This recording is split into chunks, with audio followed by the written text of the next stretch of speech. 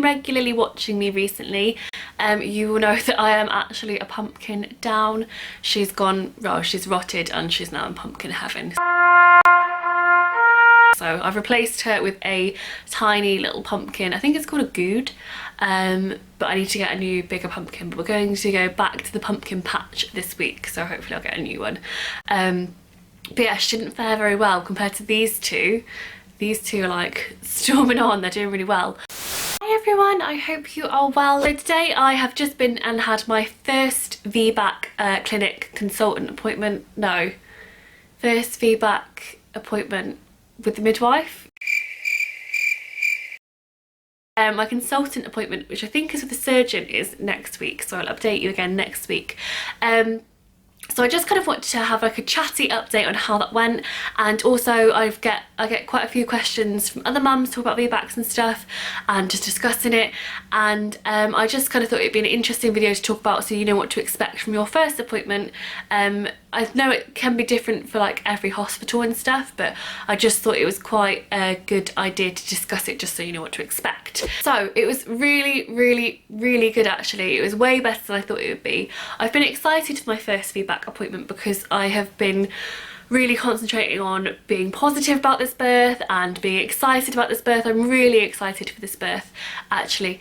So I've been excited for the Vbac appointment to kind of get the ball rolling, but I did think that because it was with a midwife, I didn't know whether it would just be like a leaflet handing over or something like that. But it was really good. In my appointment I got to, well, basically the point of your appointment is to go through your hospital notes from your cesarean and to kind of discuss what happened, answer any questions. Yeah, and I did have a good idea of what happened because I've gone through my hospital notes in one of my pregnancy appointments, but it was just nice to be able to ask questions and get a bit of a better understanding, and I do feel more informed now, which is definitely a good part of the healing process of having a traumatic birth. I think going back through your notes when you're in a better place and asking questions really does help. Just to give a bit of background, just in case you don't know, and also just to recap, just in case you can't remember, I had a cesarean because I basically I had an epidural which slowed down my labour and I had to be re-induced, and then everything started again, and we don't know whether this epidural was a factor or not, and I'll kind of go into it a little bit more. But I've just discovered, I always knew that Rory was slightly at a different angle, but I didn't realise how at a different angle he was, and there was always the problem. So when I was, after the epidural, my labour stopped, there was always a problem with the last centimetre of my cervix dilating. There was like a lip that just wouldn't go back, and they said it's like 1/4 of a centimetre and it just would not go back. So in my cesarean notes, there is a point where they said I was 10 centimetres, fully dilated, it's time to push, and that was around 7 PM on the day that Rory was born, which is a week ago, a week today, he'll be 1, so it's a year ago, which is mad. By the way, today is the 25th of October, because this video won't go live, he'll probably be 1 by the time this video goes live. Anyway, yeah, so he, what was I saying? The last part of my cervix wouldn't dilate, and then it did. I started to push, and I pushed for 2 hours, and then when I was re-examined, in the notes there was a lip again, and they're not sure whether there was always a lip, and I just had no hope pushing and it just got missed, or whether the pushing had like folded it back, or it got swollen, or anything like that. But the problem is that Rory was coming down at a completely different angle. So he was basically in the breech position, but it's not classed as breech once they're in the birth canal. He was facing up towards the stars as opposed to facing down towards my bottom.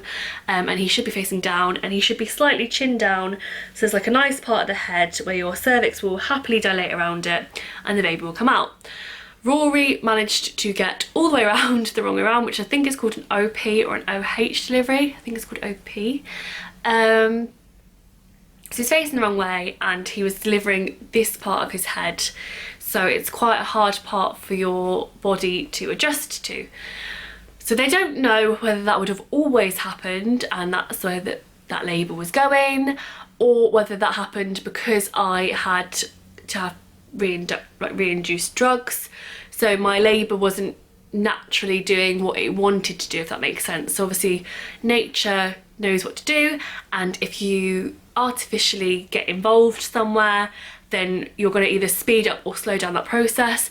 If it was like sped up, it might have been the case that Rory never got into the right position and never had the chance to, or if it was slowed down, then it might be the case that Rory had an opportunity an opportunity to wiggle. So they're not sure, basically, and that's kind of what I knew. And I've always had a lot of issues with the fact that I had an epidural, and I've always felt really guilty for having an epidural, because I do believe that it probably factored quite strongly into why I had a cesarean.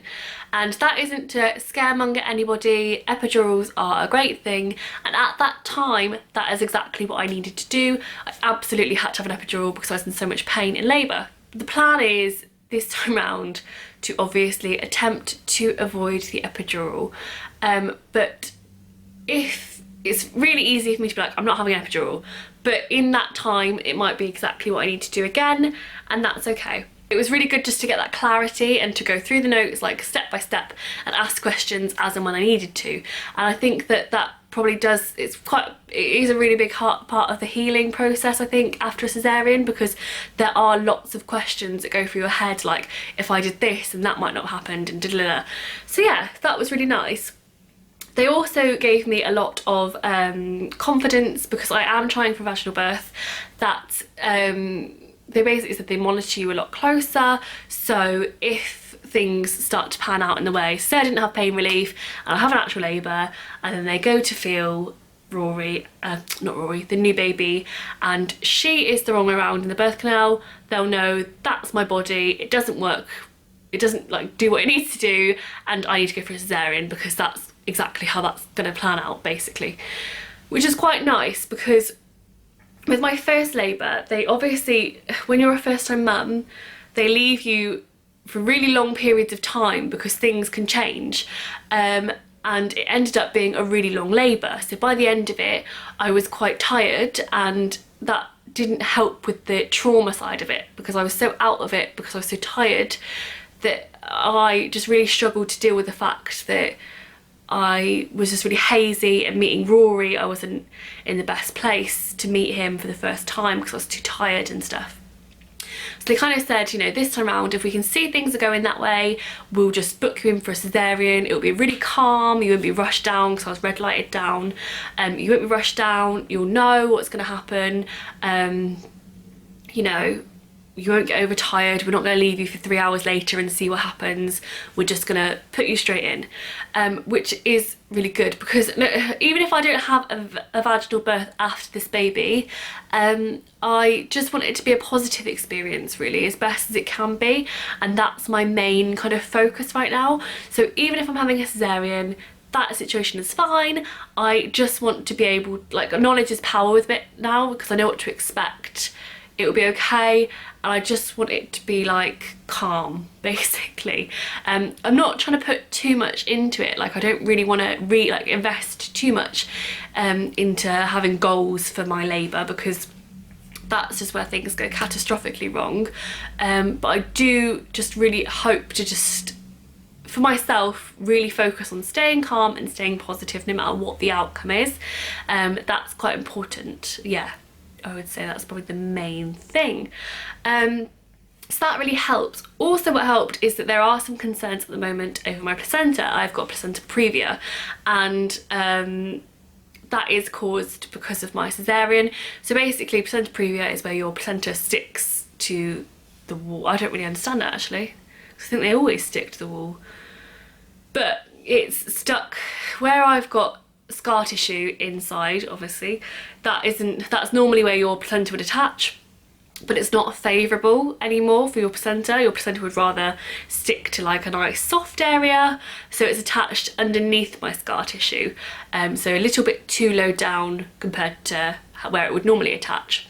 So as my uterus expands, it's got two choices. It's either going to rise up and everything's going to be fine and the birth will go straight forward, or it's going to go down.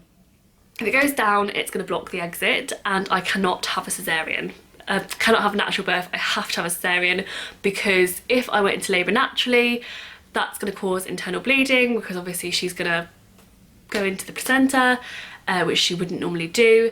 And yeah, the other concern at the moment is that I deliver I deliver early. Rory wasn't that early, he was 5 days early. But obviously second babies, she could be late, like she could be way over, but she also could be earlier. So they have to kind of try and catch her at the right time.